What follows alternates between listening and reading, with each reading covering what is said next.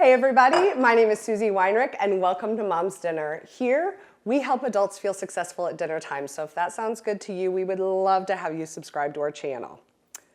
Do you like salsa?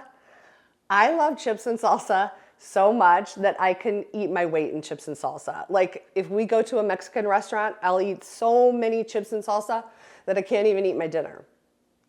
If you feel the same way, then it's crucial that you have some really good salsa recipes that you can make at home that are really quick to whip up. So that's what I'm going to share with you today. I have 3 salsa recipes and they're different variations. They're not all of a tomato salsa that you're going to absolutely love. We're going to start with a restaurant style tomato salsa. Then we're going to make a creamy avocado salsa. And then we're going to finish up with a black bean salsa that is more of like a pico de gallo style with lots of fresh, kind of chunky ingredients. So if that sounds good to you, I hope you stick around today because we're going to do salsa 3 ways. We're going to start our salsa adventure with the restaurant style tomato salsa. So you're going to want to have either a food processor or a blender to make this recipe. And you'll start with fresh cilantro. You're going to add a 1/4 cup down into your blender. Then you want to have a 1/3 cup of white onion. This is one of my favorite kitchen tips whenever you're using raw onion in a recipe. Cut the onion in half and take off the outer skin and then run it under cool water for about 20 seconds, kind of separating the layers. That rinses away the enzyme that will have your raw onion taking over any recipe you put it in. That just leaves the nice onion flavor in your recipe, which is what you want. So add that down into the food processor, and then you're gonna add 2 garlic cloves. Now we're gonna add a little jalapeno. You do not have to add the jalapeno if you don't want to. I just wanted a little bit of that flavor. So when you cut your jalapeno in half, you'll see the white pith on the inside plus the seeds. That's where all the heat is. So if you don't want that heat, you can just use the green parts like I'm doing here. Give that a couple chops and pop it in the blender or food processor. If you like the heat, then add as much of the jalapeno as you want. Next, we're going to add in 3/4 teaspoon of kosher salt and 3/4 teaspoon sugar. That sugar is actually going to balance the tartness and tang of the tomato that we're going to add. You need a 28-ounce can of diced tomatoes. Do not drain the tomatoes. You're going to start by just adding about 3/4 cup to the blender. Then you need 2.5 tablespoons of fresh lime juice. You're going to puree that and get all of the garlic and onion and everything pulsed down. Then add the rest of the tomatoes and just pulse it 4 or 5 times. It will give you kind of a nice, chunky style salsa.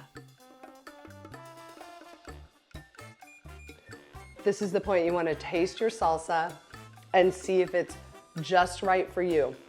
Do you want a little more tang? Add some lime juice. Do you want it more garlicky? Blend up another garlic clove. Do you like it a little spicier? Add more jalapeno. Or sometimes I want a little more salt or a little bit more cilantro. So you can really customize the flavor at this point to be however you want it.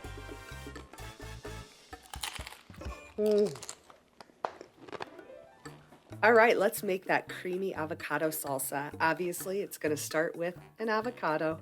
This is how I open my avocado, by running the knife around the outside, splitting it open, and then I attach my knife to the pit, turn it, and squeeze it from the backside, and that releases the pit from your knife. Now, I just squeezed the avocado straight into the food processor. And then just like we talked about before with the white onion, I'm using that tip here and adding half of a small white onion into the blender, as well as 1 garlic clove. Now, same goes for the jalapeno in this recipe. We want 1 full jalapeno, but I just used the outside green parts. Now you need 4 tomatillos. You'll be able to find these in the produce section of your grocery store. They've got an outer papery husk. You'll want to peel that back and then twist it and remove it. They're a little sticky on the outside, so you'll give them a good rinse and then just quarter them up and put them right into the blender or food processor. Finally, you're going to add in a 1/4 cup of cilantro and then half a teaspoon kosher salt 2 teaspoons white vinegar, and 1 cup of water. Get that pureed until there's no more big chunks and you're ready to go.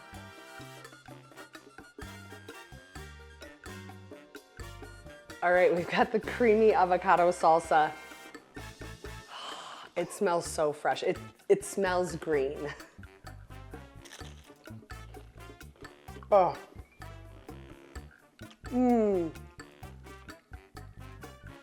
That is so incredible. It's creamy. The onion and the jalapeno and the avocado really stand out.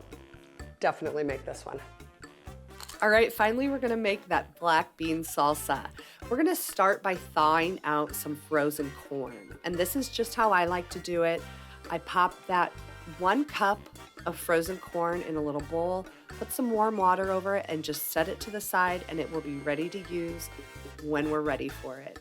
So drain 1 can of black beans, and then we need to de-seed 3 Roma tomatoes. I like to do this just by chopping them in half, and then you just lightly squeeze them and then kind of rake the seeds out with your fingers. You don't want to squeeze them so hard that you bruise them, just enough so they'll release all of that seed and juice from the inside. Then dice all of those tomatoes and get those added into the bowl. Then, just like the other 2 recipes, you'll chop up about half a cup of white onion and add that in, as well as 1 jalapeno, and then about 1/3 cup of fresh chopped cilantro. And then that corn is all ready for us, so we're gonna add that right in. Now we're gonna make kind of a sauce or marinade for this salsa.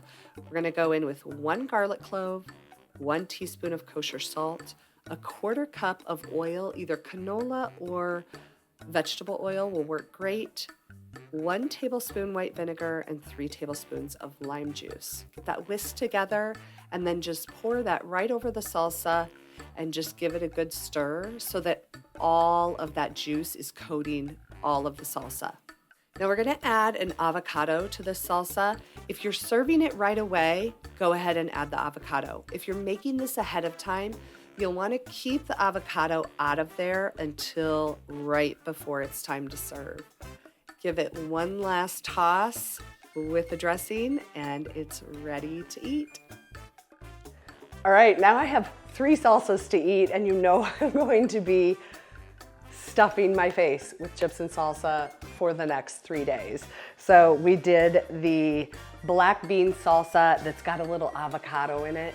So good. I'm actually gonna make quesadillas with these tonight for dinner. So I'm gonna do flour tortillas in a skillet with a little cheese, pile that in there, put another flour tortilla on top, flip it over, get it nice and crispy, and that's what we're gonna have for dinner. Then you have the creamy avocado salsa. So good. This would be great with grilled shrimp or grilled chicken too. And then just your old classic restaurant style salsa. Really, really good. So I hope that you make one of these salsa recipes in your kitchen. And if you do, let me know which one you made and which one was your favorite. So until next time, I hope that these 3 recipes for 3 different salsas help you feel like a success in the kitchen. We'll see you next week.